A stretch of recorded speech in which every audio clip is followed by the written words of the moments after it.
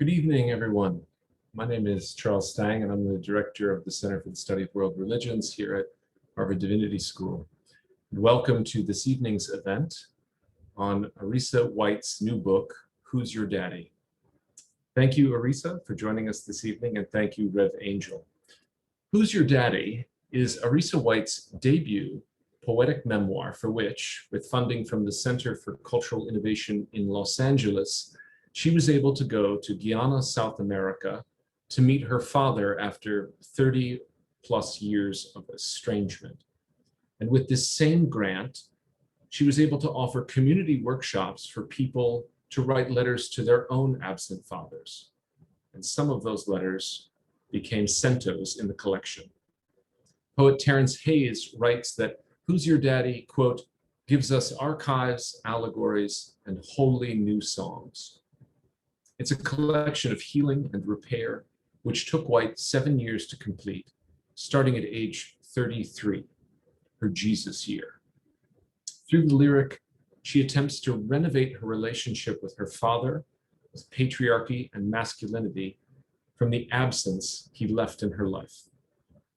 Much of Arisa White's poetry and contemplative practice have been informed by the spiritual writings and dharma talks of Rev Angel Kyodo Williams Sensei, most recently her co-authored book, Radical Dharma, Talking Race, Love, and Liberation. Their relationship has spanned 2 decades, starting in White's late teens in Brooklyn, New York.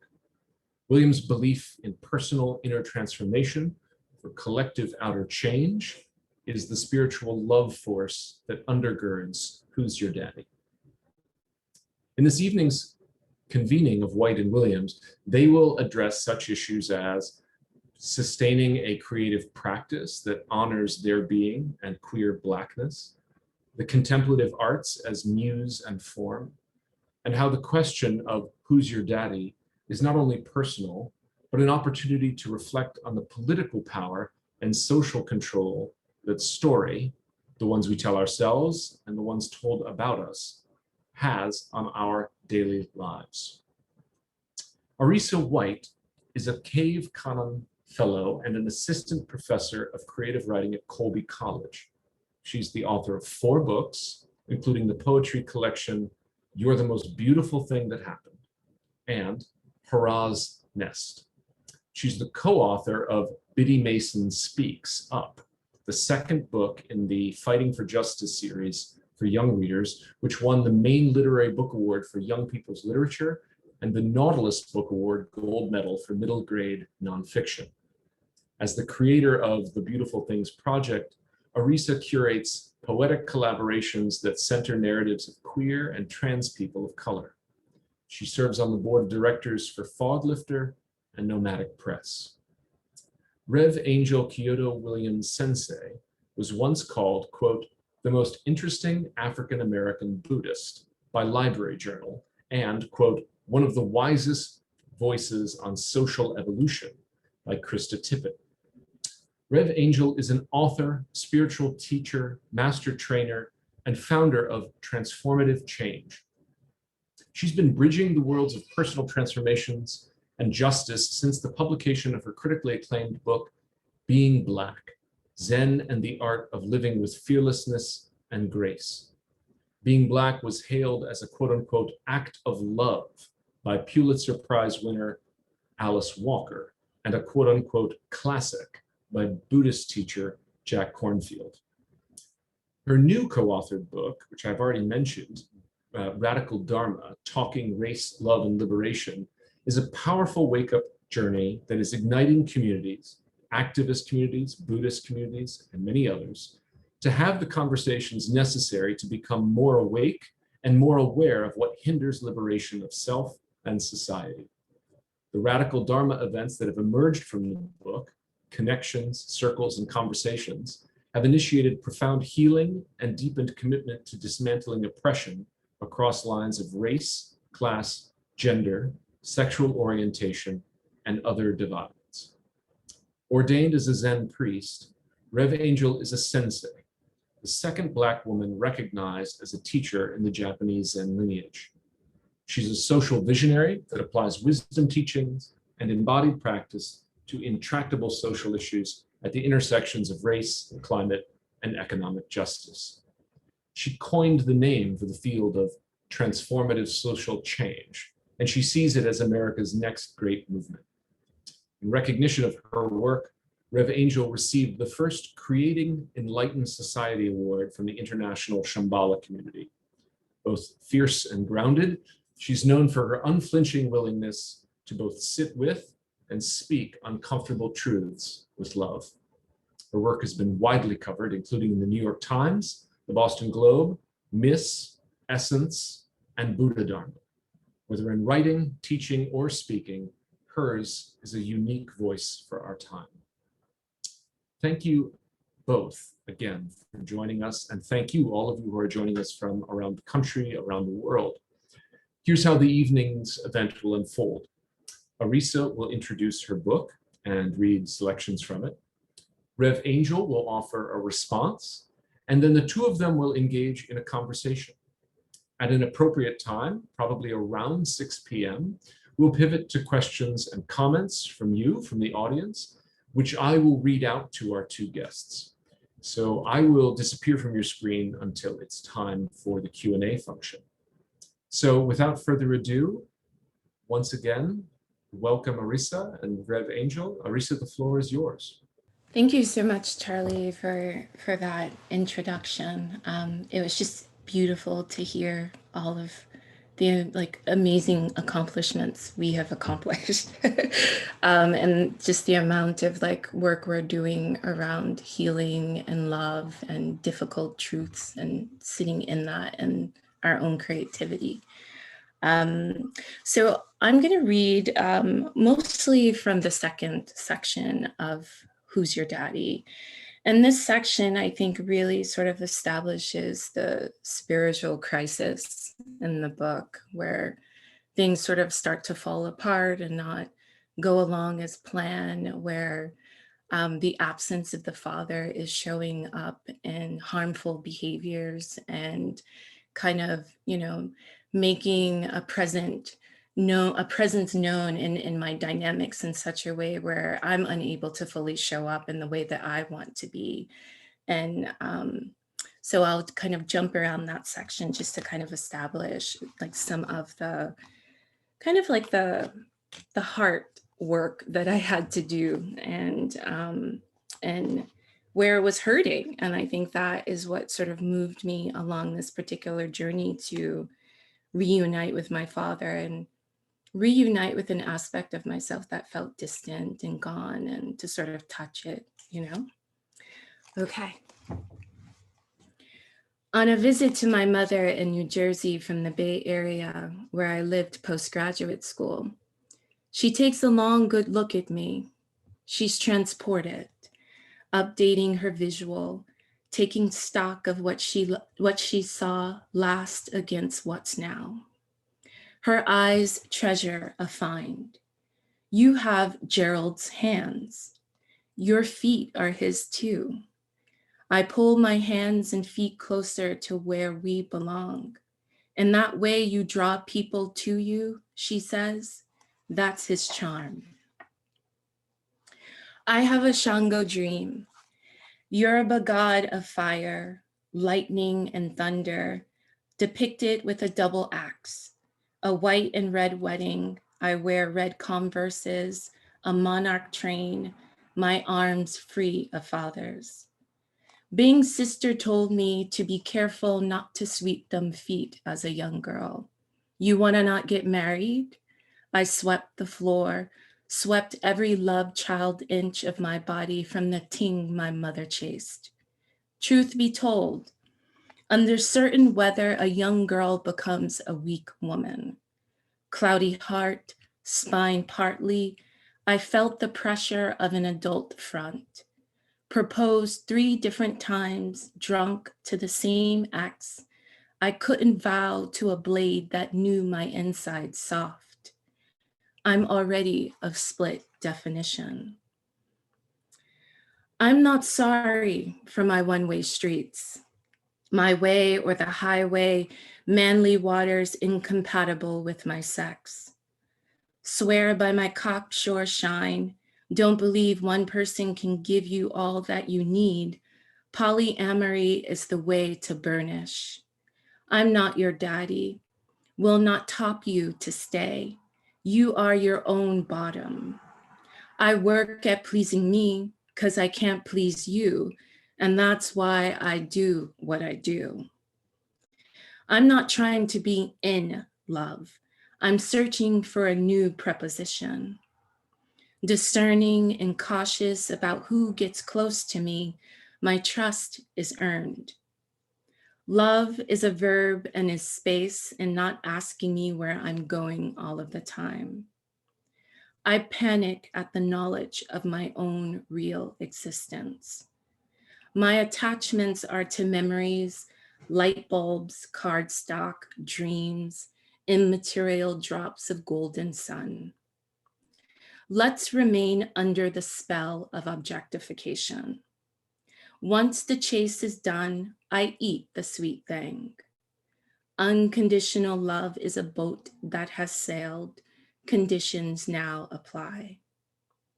From home to globe, I know the extremes of people. My hate is a soluble line. I take all sides, shape shift, my moods and language mutable, too slippery for words and evaluation. I am used to being unaffected and misrepresented. I live short and fine as the doll most nested. My bathwater is nobody's business. My complaints squeakless. I burp and goddamn, Gerald is noisome and stinky.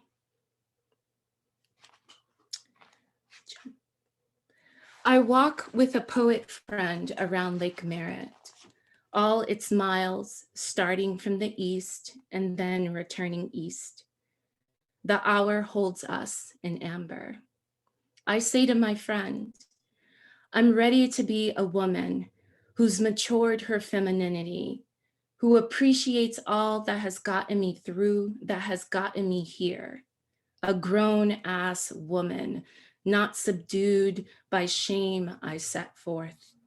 Several double crested cormorants surface from a deep dive in the lake's brackish waters. Their wings spread to dry and geese fly in arrowhead formation.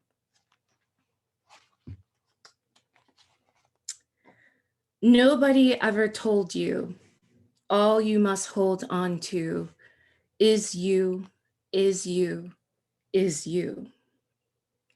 I say fuck, soft enough to not disturb my shame. The blood from my finger turns the water pink. I'm cutting fatherlessly. I can no longer deny that's how missing begins. Attention on so many things, I show up in fractions, then divisions, and no one ever sees me. It's a challenge. I'm in a situation, and what I do is offer a maze that bobs and weaves a new style whenever there's a demand to love one only. And Monday Way is Aquanet. My heart swollen, sad, shifts me into a strange shape. I excuse myself from public. The city doesn't have the same charisma anymore. Was told never make your friends choose. No one chose me, no one called. I'm so thirsty, I drink an entire birthday. So lonely, I knit a cave. I fear I may run into old friends and fall into old rivers. I'm talking to my boss one afternoon, and to my surprise, I say, I'm lonely. There is no metaphor between me and lonely. I've been putting people between me and lonely. Said I'm in love to send lonely away. I've been achieving and succeeding, and I'm still paying off student loans and being a literary citizen, a second-class citizen, and once regarded as nobody at all. I'm lonely, so quiet and lonely. I masturbate next to me sleeping. I never wake. I take extra time rubbing shea butter on my feet, legs, hips, and ass, slow dance solo to guava jelly. Who else to love me tall, steward my desire? Who else grease my scalp, braid rows of corn and cane that map my beauty and liberty? Monday Way wants me to account for my shadow, wants to know why I am not. She sees what I am doing as insufficient information. Her operations interrogate the negative, but I'm here, looking behind me and lonely. Someone come hug me. My mother said, "You raise your daughters and love your sons." Gave me her face and said to herself, "Who's going to take care of you?" Testing if I absorbed her logics, her belief, if there's a will, there's a way. I've been laying will and making do, and we knew this growing up, Black girls and hand clapping, trying to make $1 out of 15 cents. She missed, she missed, she missed like this. And we made X's and O's with our arms and legs so we remembered to hug and kiss ourselves. I cheated to hug myself blue in the face. I haunt my studio apartment, aggrieved when you put the pieces back together. Scars look crueler than the original stitch. What used to be a treat for Fridays and Saturdays, every hour now a 420. I take bong hits like my last breath, my only breath, just to keep breathing. I stand in the coat check line to get my jacket and get the fuck out of the club. Monday Way is heated. Found my slow wine with a man vulgar. My view, the guy had moves and was a tall memory in which I could escape. His cologne a breeze of body water. The bossa nova synced our bodies to a rhythm uncolonizable. No borders between us, his curves like sea beneath me. We wend and blend our bodies like horizon, and finally, I was coming up for air. For each syllable, Monday Way's finger jabs my chest, a stream of fuck, bitch, slut, you want to suck his dick like your thumb. And then she spits on me. It lands on my jeans' right thigh, the jeans distressed in black, and her spit makes a darker stain. I take Monday Way's marking in no nonviolent way, see a history of racism and lose it. Fight hard until bouncers separate me from her, tell me to take my coat and go. Into the chill. An early morning night, I'm in shock and shaking. I pick up my pace, pick it up some more. The lights in the master's house were never off. My breath goes in burning, comes out rough. My body lost to the same old fault lines. I run from Monday Way's fire, run to outrun the body's invention. I stop beneath the lake's necklace of lights to vomit. I failed in what I loved, in what I didn't love.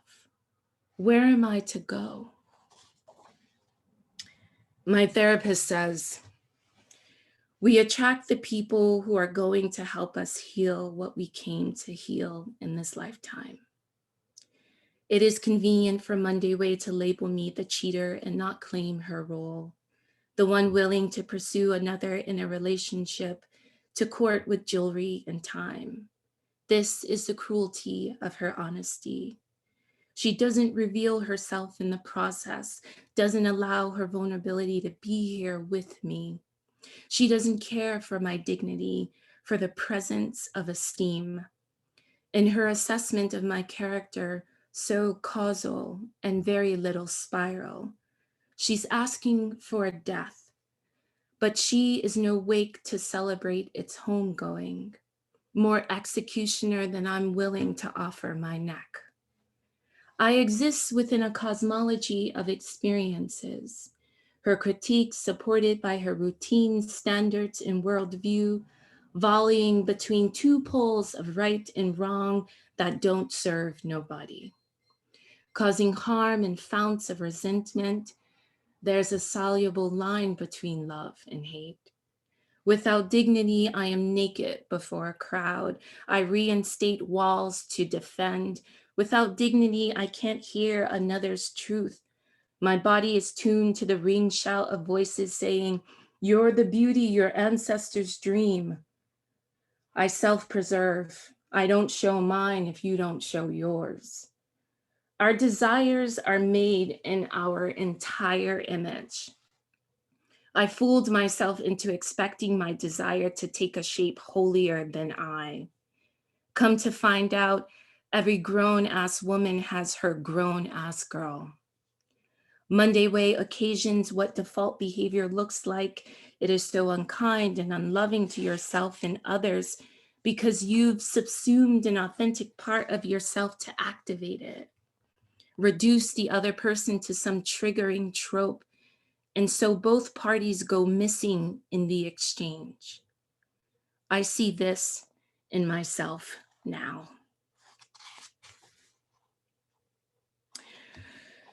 I could have killed her. Old she I was, she I sometimes wish I could be, she who didn't know better, didn't voice and protest, she who doesn't hold herself in the confidence I hold all others. I'm negative below in myself. A heart shaking where my fists used to be. Anger needs someone not loving me.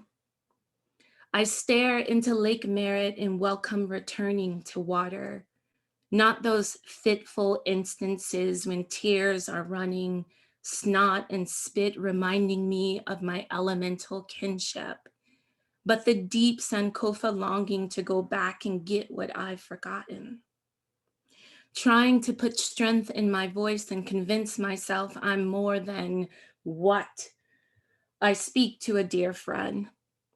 She hears my walls breaking, says, "Arisa, it's okay to be human." Human? How to be human when conditioned not to be? Confusion takes the thought of walking into oncoming traffic from my feet. I go home instead. My therapist says, I've gone from an open field, a complete clearing where earth pauses from making anything tall, to a seed encased in its shell. Our love is a tight squeeze. I disappear by implosion to feel that clearing between the forest of my worlds. I've lost the beauty I've imagined for myself in her critical gaze, my mercurial wit, ludic ways, erotic fire and ice. The shore is given over to the plea. Please see that I am a parallel truth. Please take care in how you choose to speak to me. I don't know how to ask for this. My therapist says, what is loving about this relationship with Monday Way is your courage to rescue yourselves from being subsumed. Bringing light to the dark, dark to light, I attract a person who calls checkmate. Queen, let your heart break, who deals in the invariable facts and energetics of the body, how it's showing up here and now, how it feels, what it needs, and the depth and quality of my body's relationship to itself and others. Wants me to care about these things, to be present and live new stories. Imagine how good that could be. Monday Way says in a voicemail, you can't forgive me until you get inside your heart and grow. At the darkest hour, there is no demand to show. to dissemble, to give. I unhook my breast to spill to gravity, sink into the bath. Orange blossoms stick to my skin like mother's kisses and overdue apologies. The peppermint soap mentholates and constellates my interior. Stars go through the Florida water to shine. Deep breaths open my tight chest, and I feel how running has taken more than given. I rub my heart with the heel of my palm, and my heart stays voicing, find your father, find what's missing there, find what is enough, find yourself whole, forgive and be forgiven. My mother says she has an address in Guyana. You want to write your father? It is through inflection she makes her directives questions. She doesn't intonate high, just enough so her implicit meaning isn't lost to freedom of personal choice. I feel my face up against the bluest door, and it's about to open.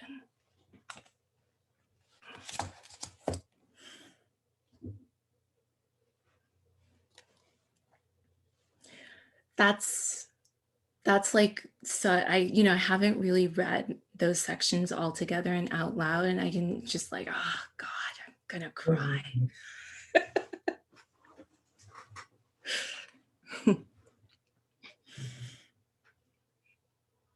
Indeed. So that's what I got. Was just the like, I feel as somebody that has, for those of you that don't know, Arisa and I have a long time of our lives spent in parallel in different places, sometimes close, sometimes separated by the land mass we call the United States. Yeah. We've been in each other's lives for a long time since you were I'm like 16, 15. 15. I know. I just think about like that moment. I was like driving down Fulton Street past Cocoa Bar and saw that, driving in the car with my mom and just, saw that Cocoa Bar was there. And I was like, I'm going to that place.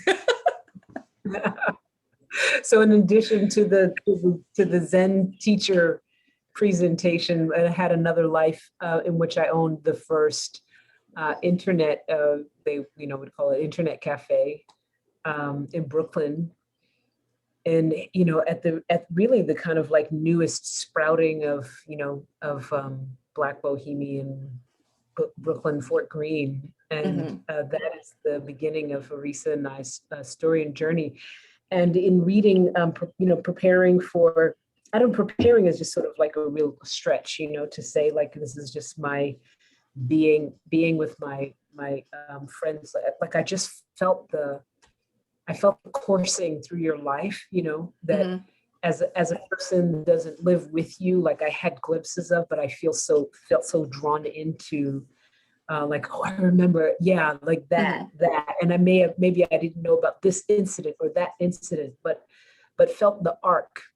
And what has always, and I'm sitting here with several of Arisa's books, pardon, and then I was like, wait a minute, I don't have beautiful things. Can you please send me a copy? And, I'm always, it's been since the beginning of, our time together, which I expect to be for the rest of our lives. I've just always been struck by your ability to like hone in. I have, to what was going on, that was not being said. I've like always felt that, and I feel the sort of sharpness, the sharpening of that in your words over time, And I'm curious about the ways in which your own, well, just what are the practices that you have felt have given you such a, it's more than just words. It's a mental acuity and a dexterity that has to both, be willing to see oneself and report on oneself, right? Because there's a seeing oneself, and then what you're doing here is reporting on yourself, in a way that invites others of us in. I'm sure that many people here and that would listen to this would know that if we head out to kind of report on ourselves, it would just sound like, gobbledygook. So tell us, like, when I always say, like, somebody read my mind, I was like, I don't want anybody in here. They would just be, lost and get sticky stuff on them. And it feels only, I think for me, that's the power. Like you make legible and legible in an embodied way the things that feel for most of us intelligible in our own beings. Like it feels unintelligible for me inside here, and you put it out there and make it possible in some ways now for me to not just have a glimpse into you, but a glimpse into myself. Tell me the magic of that. Tell us all the magic of that. Like, what practices give rise to that? I think the magic came from the closet, as it's just as a young person. I'm from a large family, and one of 7 siblings, and then often we were living in close quarters with each other, and just all like constant activity and different personalities, and I would just take a retreat in the closet and it would be that closet. Literally, I was in the closet. This is no metaphorical closet. This is the actual closet in the house. And I often think about it. It's like, what moved me to find that? And I just think it was just this sense of like, I wasn't able to really gather all of my parts in the activity and the sort of chaos of my family. And so I would need these moments to just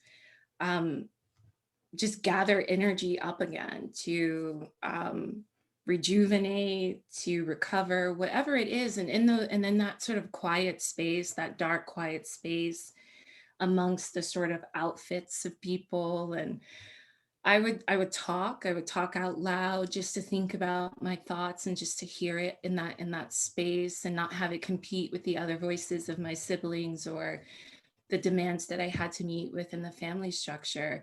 So that became this practice where I recognized that there is something fulfilling about being with a bunch of people, being in community, but it takes away from me having a clarity to myself, or having a sense of like how I'm really feeling. Because just as I've come to understand about my personality, I pick up on everything. I'm sensitive. I'm moved when you're moved. And for a while, I thought that was a flaw in my character, until I learned how to work with it and be in stillness with it and talk with it, and recognize that the things that I was feeling were sort of pointing to what I need to do next, or what I need to experience next. So I've just practiced these ways of just being quiet and walking or going off on a retreat at least once a year, just to synthesize some project that I'm working on. But what I found is that poetry, and specifically this creative energy I have, creates this sort of room, this space for me to enter. And in that space, I get to bear witness to all of who I am, to all of those different identities, and as well to what the identities are not pointing to. And then I get to sort of see what is real and what is fake, according to like how my own body is operating in the space. And so poems just became these rooms I could create. And once I sort of realized that, and that was like somewhere around high school, when I think I was going to spoken word events at Brooklyn Moon and Brooklyn, Fort Greene, and just kind of noticing the ways in which the poems are creating space for us to have conversation about the world, for us to bear witness to who we are more completely, and then to kind of gather folks around that so I didn't feel alone. Um, and so, and then I also think about just, for a while I was doing sitting meditation, and you definitely introduced me to that. And I remember one time while sitting, I was like, this is a poem for me. Like, this is what it feels like when I'm writing, when I'm in this creative habit. And especially too, how if I'm thinking about the fact that the poem is happening all of the time, I just need to like find ways to stay present to that, to sort of document, to feel it. And after a while, the world just opens up in this really special and beautiful way where you start to see the patterns and organization of things just for what it is. And then once that becomes available to me, I like take it and I bring it to the work. Like, especially when I'm on retreats, I'm always in these woodland places. And so I find myself falling in love with trees. And trees start to function as bodies for me, but mostly they function as this poetic form where I'm often thinking about the trunk of the tree is like the poem itself that everyone gets to read. But in order for it to really function well, it needs to sort of have like that subterranean stuff that's feeding it. What's the dark things we don't sort of talk about? What's happening in those quiet places, those silenced places? What are the things that are sort of put in the shadow? And then thinking about how to like bring it into presence so that everyone else can see it as useful for their lives and not have it be this sort of like poem of so much trauma and tragedy that I'm only then creating that effect in another person. So the poem also taught me to be responsible in a way as well. And I really think too, I love shaking.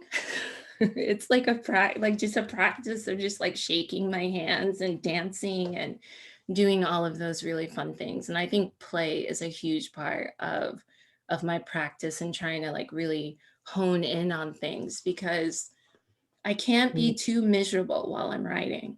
I have to like, I have to go in with a sense of joy, with a sense of light, and even the sense of that of hope, and hope being the art making practice in and of itself, this way of shaping the shameful things into something reusable and usable by myself and others. Yeah, that's really, from the outside, really helpful, because I think so much of, and I have the blessing of knowing many people that are, creative, and some of them are, iconic, and yet they're shaped inside of tragedy. Their stories and the ways that they speak about the tragedy, and as Black queer women, in these United States of America, tragedy can be so easily within our reach. And I feel that what I always sense, and what you that now just shared and kind of illuminated to, is this choice to take that and not just have it be this voyeuristic thing or just an informational thing, right? It's just like, okay, this is information, because I feel there's many ways, especially in, the era of everybody has a platform and a bullhorn and their own little thing to stand on and yell out at the world about the things that have occurred to them, that it's so easy in some ways, for that to be in desperation, to have some kind of attention, that the narrative of our tragedy, and how, it allows us to become tragedy, and to become tragic, and that you have chosen to not do that. And that is, I think, it's not just a gift. It feels the gift of that in my experience often comes with age. Yes. It Yeah. comes, it's you know what I mean? It's like 50, like we hit 50 and often women says like, oh, like now we can stop caring, as women, as people that are sighted women, like you can stop caring because your kids are out of the house, or all of the things that, you were supposed to be. So I want to hear more about the we have choices at any given moment. Mm. And each one unfolds a path. It's like it unfolds something before us. And there's so many possibilities. I've witnessed them in your life of like ways that you could have chosen to unfold your own life and make the choices. But so, for instance, the choices of returning to woodlands so that you can have that quiet, so that, so that's choosing that quiet. And as a person that, did not come from, the woods, that grew up in cities, what do you think informs that, informs the willingness to make the choices for yourself that empowers you to choose, how you're going to shape what could be tragic and encase it in the possibility of hope? Yeah. Sometimes I just feel so blessed to be a poet because it has been what has helped me make choices along the way, and so it comes from that desire to find quiet and cultivate that quiet. And when doing so, I learned sort of like my own home place, like where I can return to. And when I'm feeling sort of disjointed by the world, that home place is with me. And I began nurturing that as a young person.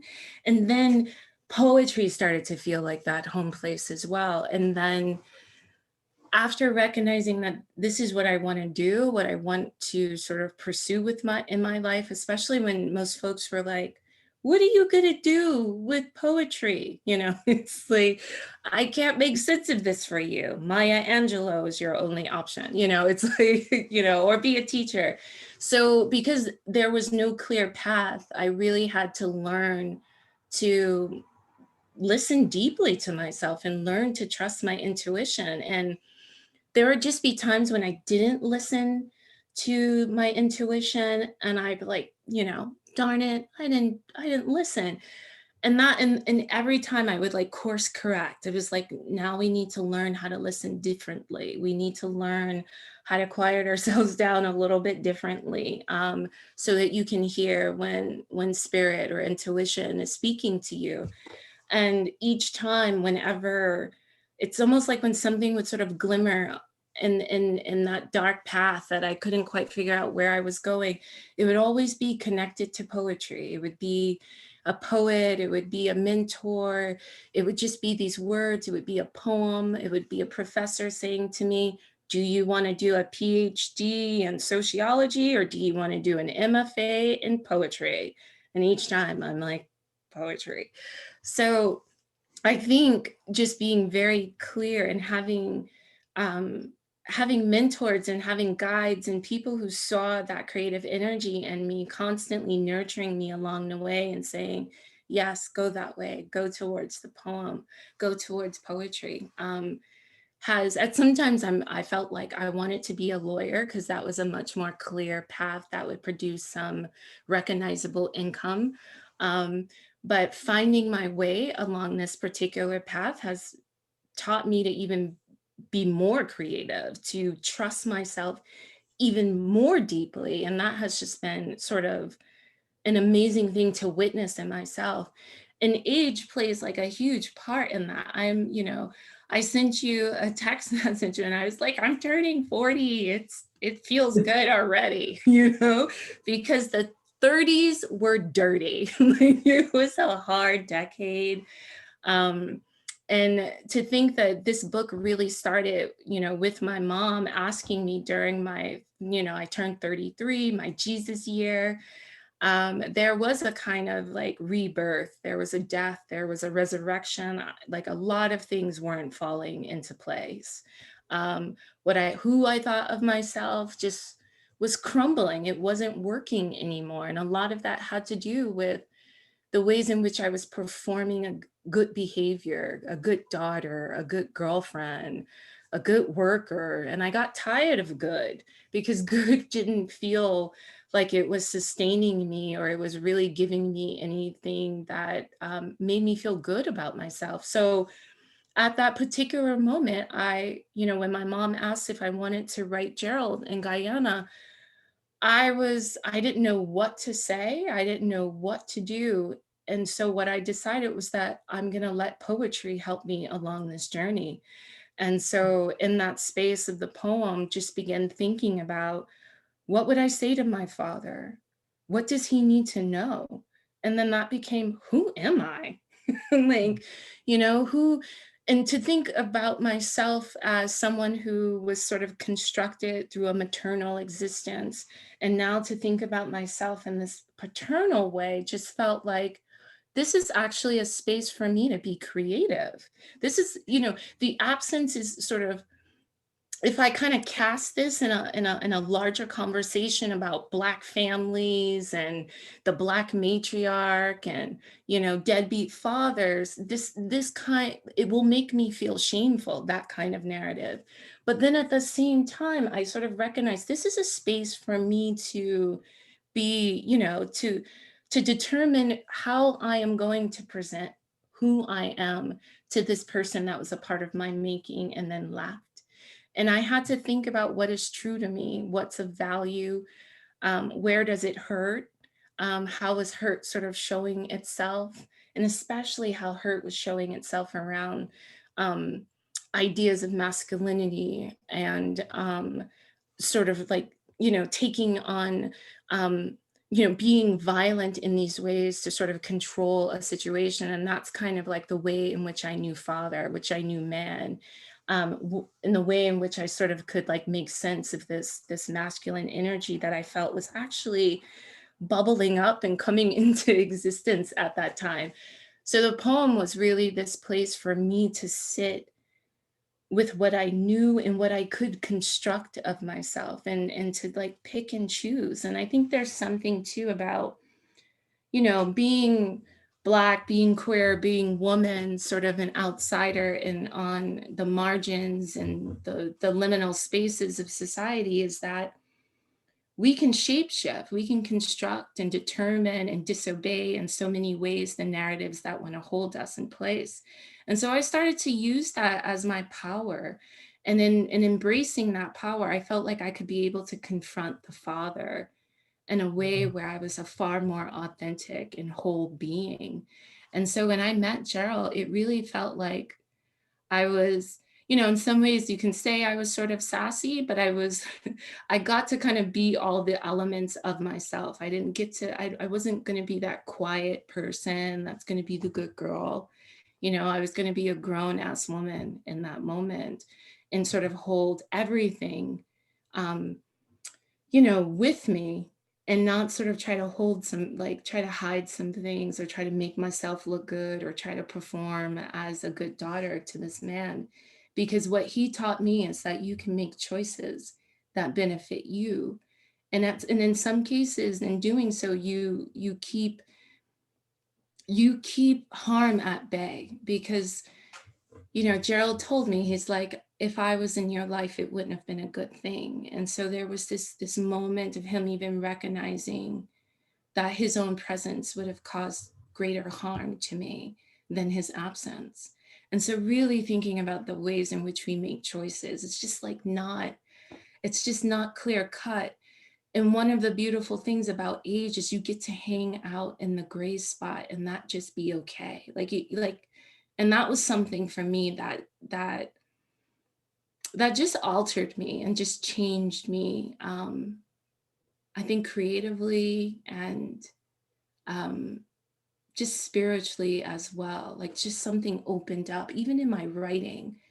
I wasn't so tight in the metaphor, trying to hide behind the metaphor. I could expose myself and be open a little bit more and be clear and simple and still have the images there, but I didn't have to hide. And I was hiding before behind my metaphors. And I could, and because of that, I felt like I could be more tragic and also reproduce harm in those metaphors because I wasn't there with them. And when I was writing the children's book, I learned that the most because I realized there's so much jargonistic language that keeps violence in place, it keeps ignorance in place, it keeps anger in place. And so when thinking that I'm talking to a younger audience, I had to just I had to make myself really vulnerable and visible through my words. And that really taught me how to write Who's Your Daddy? So there are a few things, I mean, there's like 1,000 of them, but the one I'll lean into now is, so there's a couple of times you mentioned, for a time you did practice mindfulness, meditation, and you've used the term sit with, you use it multiple times, you've used the same terminology, I would say is, familiar to people that have a formal meditation or contemplative practice. How do you see your own, spiritual, not your formation, but like where has your spiritual formation landed you? I think it's landed me, it lands me in this place where I don't feel alone. Like for real, I don't feel alone. It's like my back opened up. Like there's a posse back there and I feel it. I know it. And it has been operating in so many different kinds of ways to tell me we are here. We're doing good on your behalf. And so even when I literally sit in a chair with a piece of paper in front of me, moved by some kind of idea or some inspiration is breathing in me, my back opens up. That it's really this feeling every time it says I'm a part of something. I'm a part of this collective consciousness, this energy, this web, this whatever you want to call it, you are in it. And it's being activated and I feel at the hub of it. And it's sort of that same, it's that same energy from the closet. Which is always funny when they're like, did you come out of the closet? I'm like, no, I go back a lot to the closet.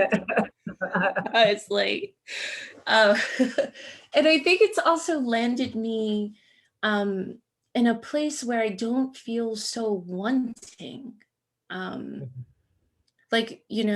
feel quenched in a way. So, but the impulse to do and be successful and do this and do that, there's like a calming on that. And I don't, I couldn't have said this like when I was in my 20s or even, in the earlier part of my 30s, because I was still testing that ground. I wasn't trusting it. And then I would also say as well, there's something about dreams. And I think that when I think about my back opening up, I think about how my grandmother dreamed and my mother would dream and the aunties would all dream, and everyone had these dreams that were signaling some future thing or pulling from the past to make sense of like what's happening presently. And so I'm a Pisces, I'm a dreamer. And I've like really began to just like hone in on what my dreams are saying and making space for daydreaming. I even do that with my students in my classes. I think about pedagogically, how can I make space for them to just sit, to contemplate, to just stare off, because there's a certain kind of clarity that comes when it feels far more trust, where I feel a greater sense of trust and belief in other people too. Because I think sort of being a perfectionist and feeling like I had to be like a good student, a good daughter, I felt like I was alone, and I couldn't rely on other people. I had to be an authority of my own life. And when I say authority, I'm thinking specifically of an external force. And so I don't feel like I'm externalizing anymore. It's more of me is sort of settling and just allowing myself to be here and not be so afraid, you know? I think, imagine that's helpful for many of us, because so often, people that are particularly creative, we reject, what people's creativity is as something that's really solo, and that Mhm. sense of you're not alone, I think is really important for people, being in and allowing and giving themselves permission for their own creativity, that aloneness, because the idea of like utterly alone, it's anathema to our humanity, to to be so alone. And I think also ends us up situated in the rugged individualism of Exactly. false narrative of American ingenuity and innovation, that it's somehow this thing alone, which is also, goes against so much of the culture of people that are Mhm. marginalized. Because I mean, if you think you can't survive, going it alone in the mainstream, man, trying to go it alone as a marginalized identity, as a queer person, as a Mhm. Black person, just kind of an impossible request of people. So I think it's comforting to Yeah. know that, there is a belongingness, there's a connectedness, there's a being with that is inclusive of, the whole, like I said, like the people that have your back, that are Mhm. supportive. So thank you for that. I know that we're gonna take questions. I have one more thing that I really want to ask about. Okay. So, and it's funny because this is the first time I'm here. We have some interesting parallels, but from really different directions. I have my Yeah. closet thing, and I'm, not at all 7 children. It was like an only child for, the very formative years of my life, an only child. Actually, all my formative years, an only child. And also, yeah, lots of those, those coursings. I'm really curious about the, what you feel like. You said at some point, Gerald taught me this. What else would you say, be willing to share that has Gerald taught you in your? I mean, like definitely that one around choice and making choices that really benefit you. And I think in some ways, and I think he did it for me, I feel like he did it in this extreme way, extreme and sort of self-centered way. And that's just me as child abandoned. But at the same time, what I saw in that is for me to kind of take a lesson of creating boundaries around what I need and learning how to express that without disappearing a person or disappearing a dynamic. And Yeah, that has been practice for me, and even more so practice because I have writing as a thing I can go to. So I have to be very attentive when I'm being dysfunctional with my writing, when I'm sort of using it as a way to not confront or address the real life person right now in my life causing me problems, so half the time I'll go like, gotta write this poem, and then the person is over there being like, when are you gonna come back to me with that information? Like, wait, when the book gets published. So yeah. and so that has been me recognizing the point that was a turning point for my writing practice. Because in some ways, that when it started as a young person, it was a way for me to talk back, find my voice, to just express in those moments where I felt like no one else was listening or no one was there to even listen. So it was serving that function.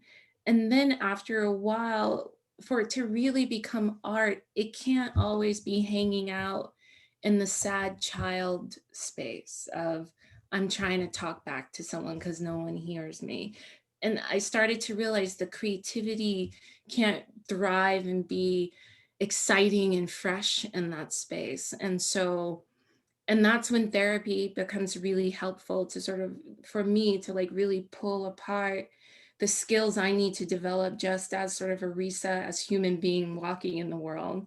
And then to recognize what can I use for my writing. And so there was like one time in therapy where, you know, I'm going on just complaining. I'm just blame, just playing the blame game. And my therapist says to me, he's like, that's projection. You are projecting, and just started to call out these patterns of behavior and languaging that I was doing.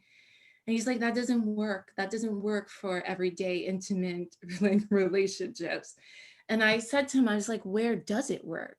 And he's like, you're writing. It's like, that's where you could use that. Like, and I was like, oh, that's totally clear. So now I understand like where, you know, how I get to show up, make choices that better my everyday relationships and not bring it to the poem or, you know, whatever that may be.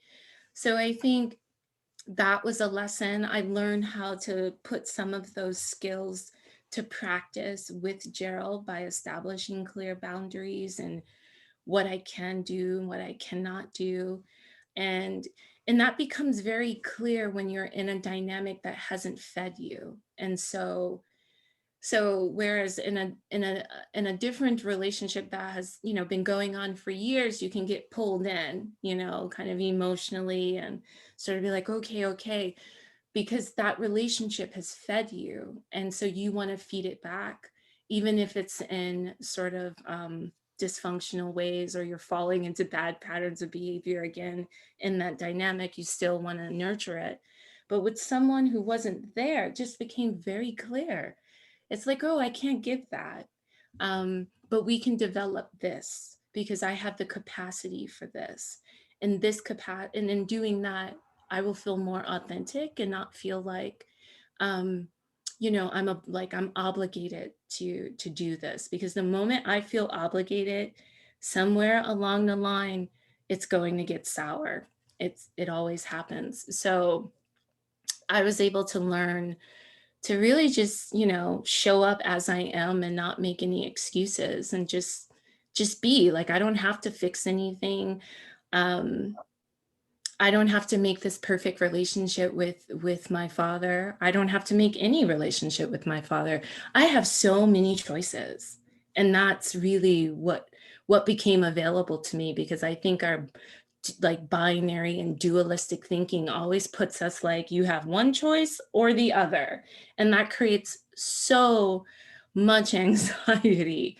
And I think also so much wounding. And that's why we're all, for the most part, are trying to repair these wounds and are coming out of, I think, a lot of, you know, like with all of this like wounded sort of state of being, I'm trying to write from the scars, you know, I'm trying to write from the way the body healed and made a new picture on my body, and not be so afraid of that.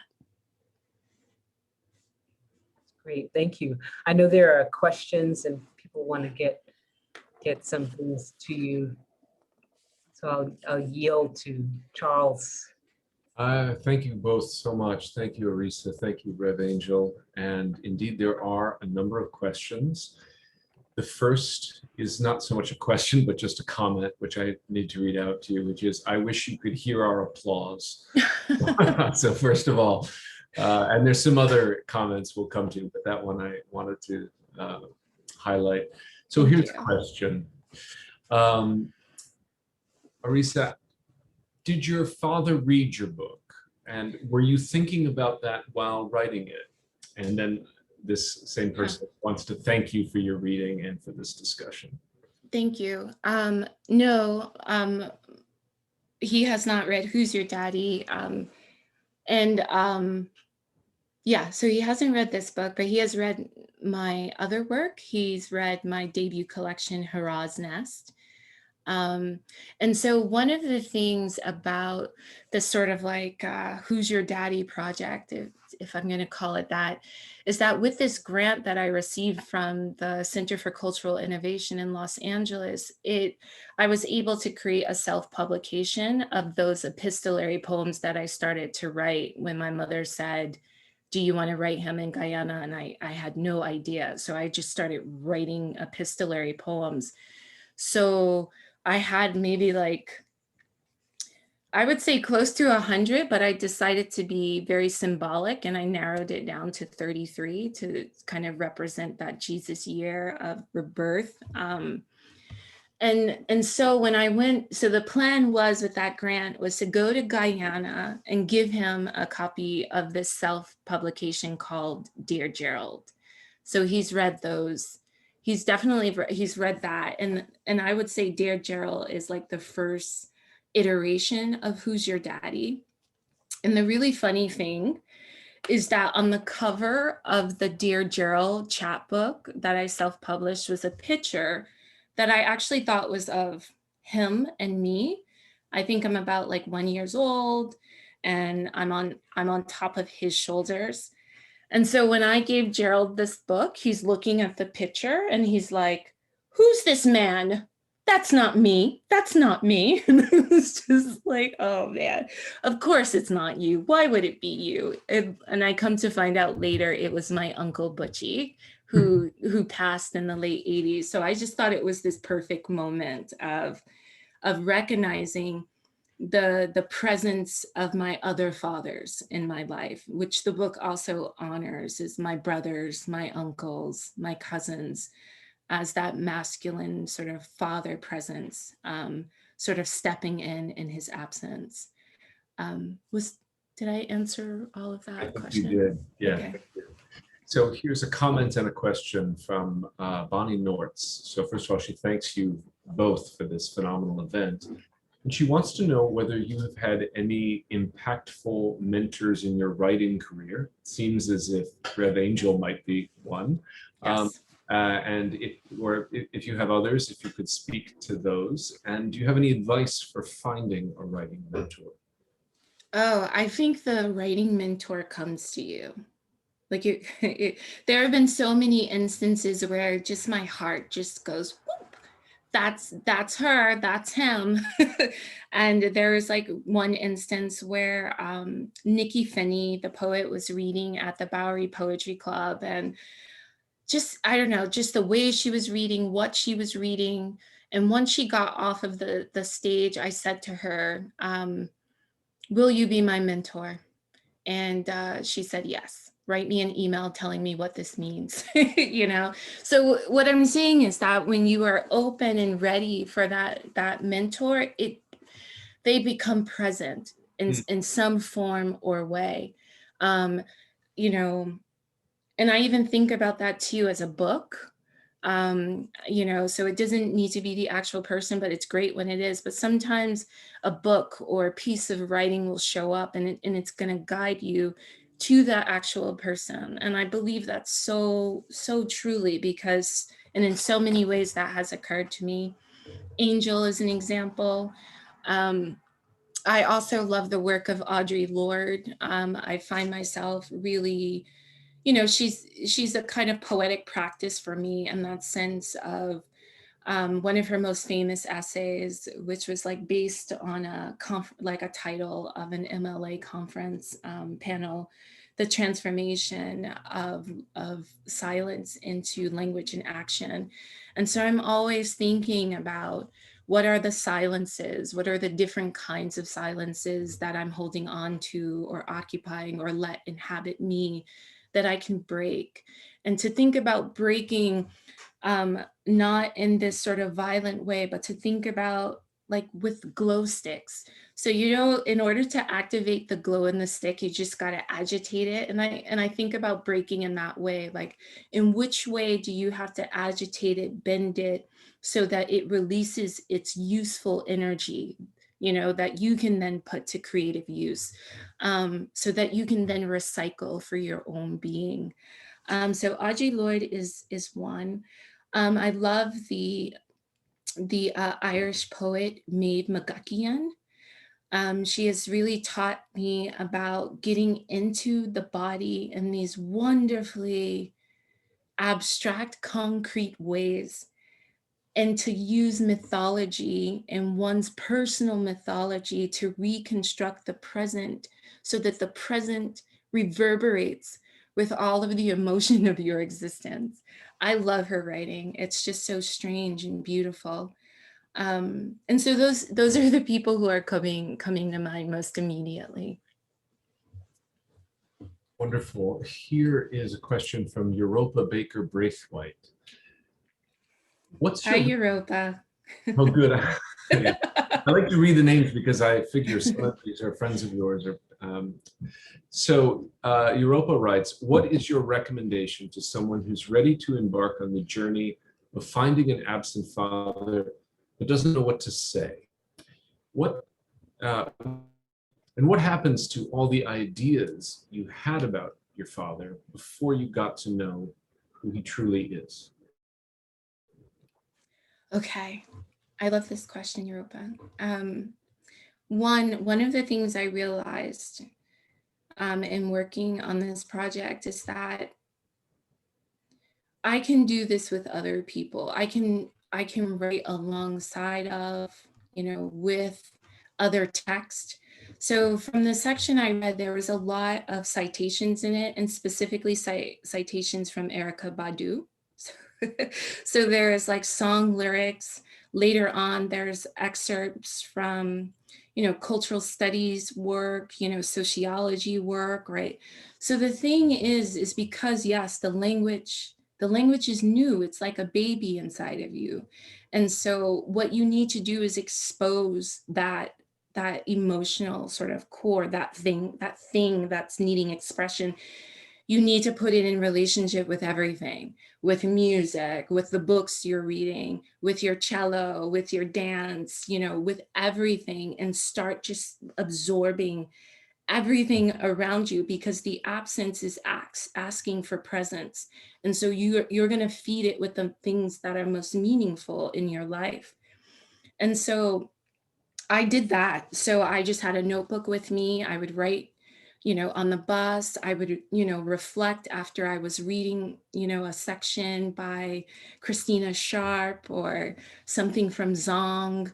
So I was constantly just allowing myself to be absorbent, you know, to just take in as much information and to have a notebook with me everywhere I went. So that helps. And that helped me a lot, as well as like esoteric YouTube videos on synchronism and symbolism and all of those particular things. And one of the things I learned about my father is that he loved numerology, right? So that was like, that's what I knew.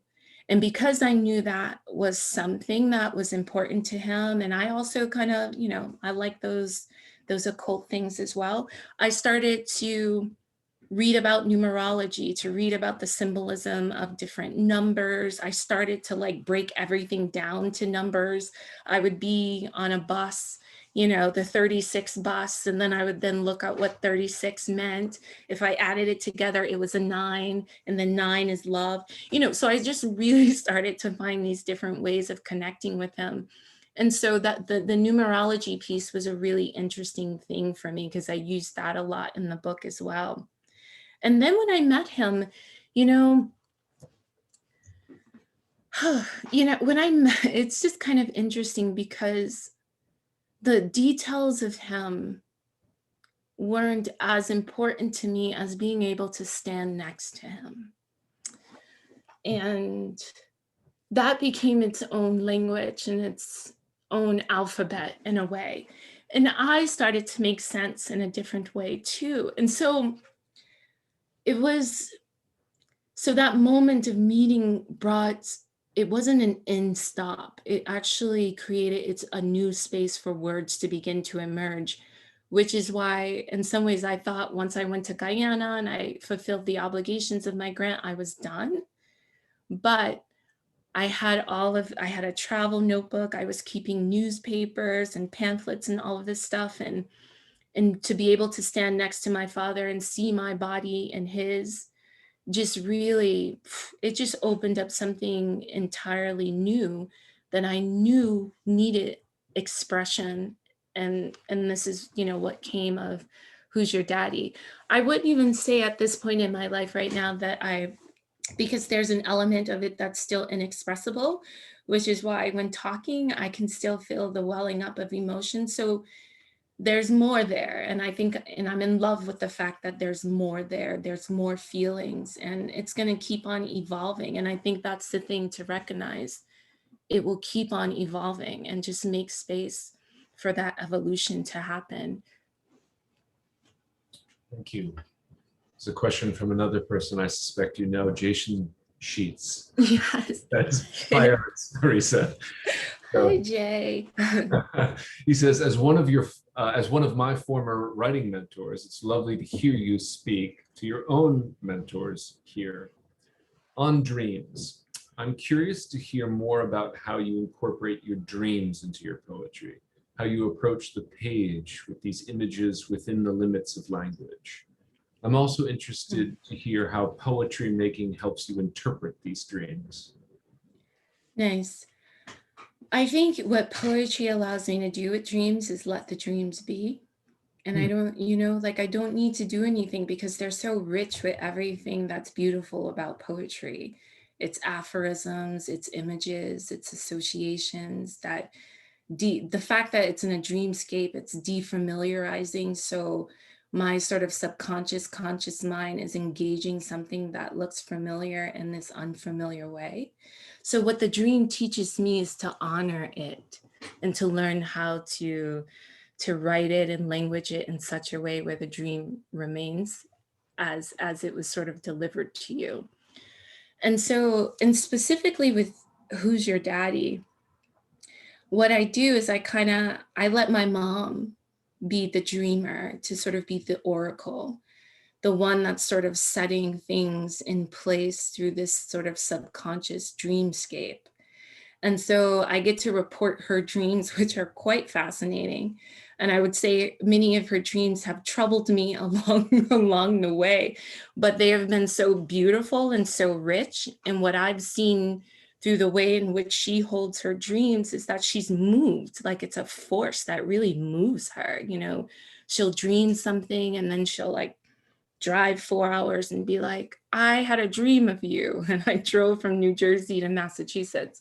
So dreams have power, and in that power, just really trying to honor the syntax of it, And so in this book, a lot of the dreams are helping to construct a sort of mythology of Gerald.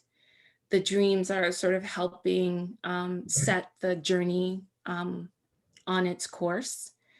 And then the dream becomes the space to do the healing, to create ritual, to create spells.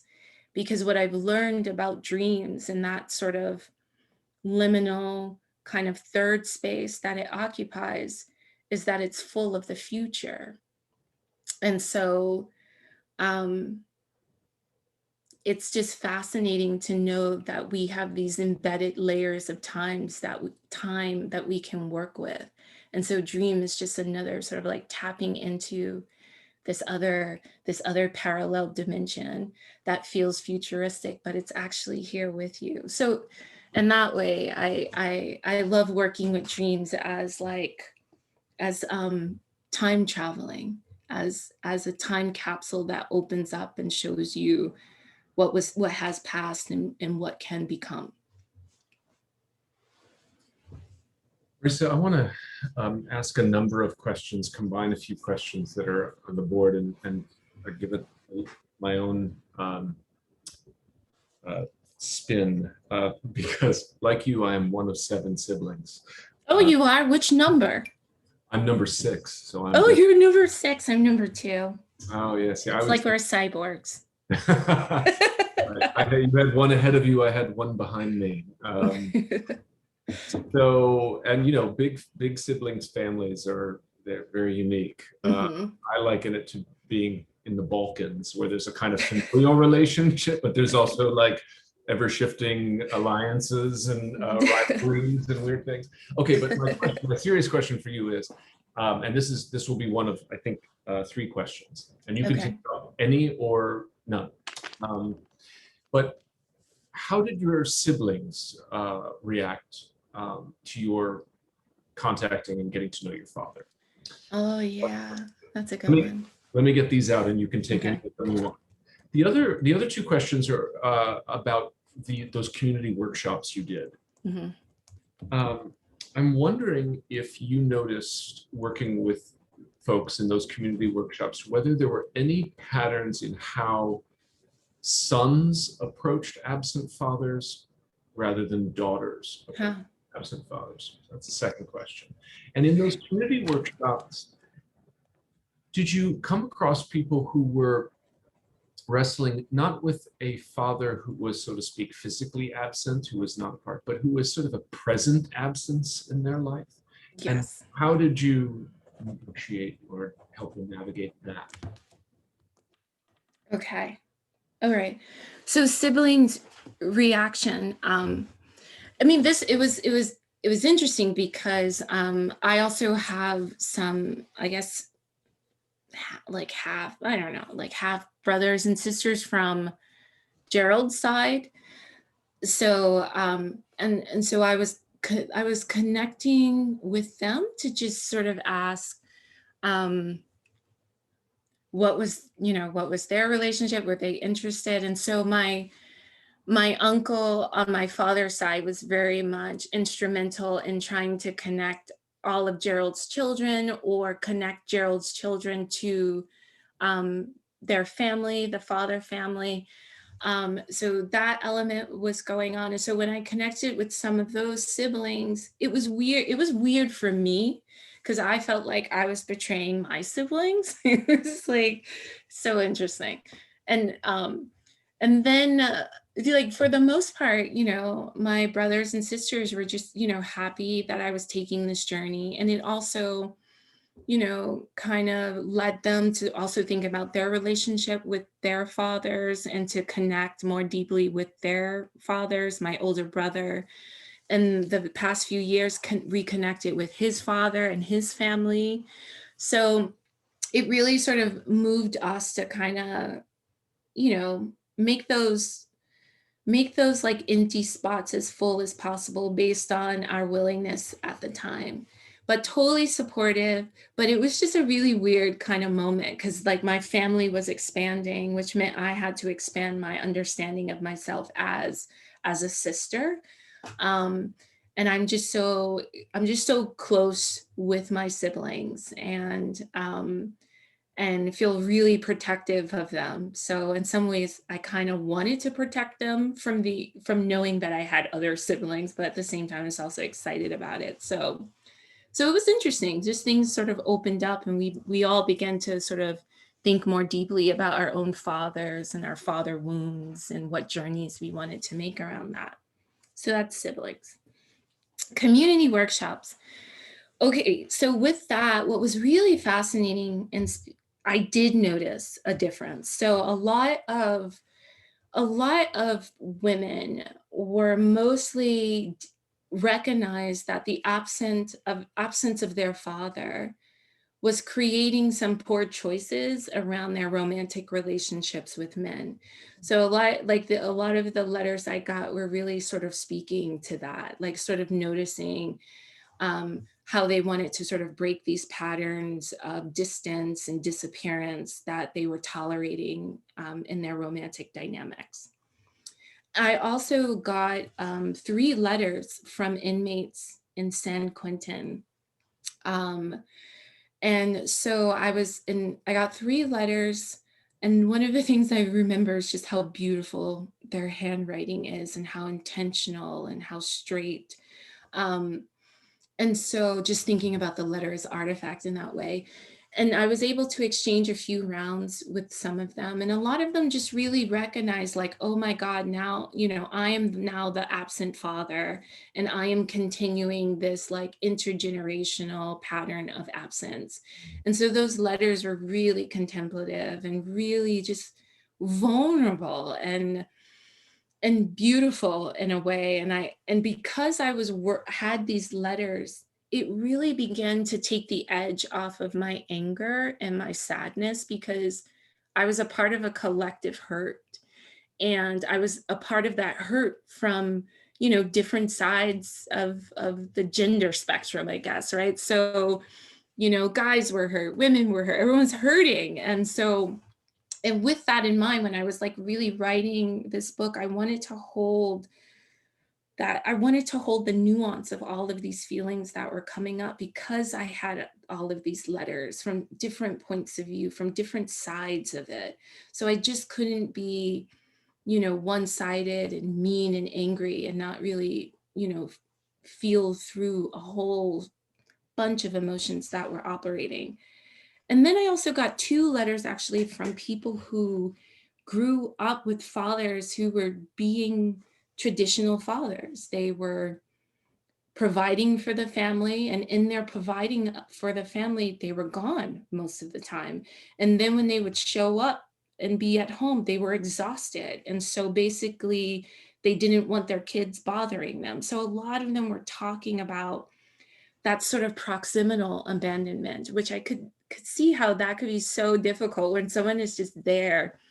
They're tending and taking care of you. You sort of see it, you know, you feel it in these material ways, but you can't open, or like they're not open, and you can't connect with them. And that's also a loss that two of the people in the letters sort of talked about, and not then being able to break that kind of dynamic that they had too. So as they got older, it just stayed in play. And then they weren't able to like know their father, because that silence, that I'm being a man and keeping myself emotional and emotionless and hard, you know, really meant that they didn't have intimate dynamics with their daughters. In this case, it was two daughters. Well, we're at the appointed hour of 6:30, so I think we should probably wrap up, but I want to invite Rev Angel to come back on if she is available. While she is, I want to say thank you, Arisa. This was wonderful. Thank you so much for having us. Such a blessing, and so deep and also refreshing. And I think you'll see that reflected in some of the comments that have come. Rev Angel, thank you so much for your questions and your conversation.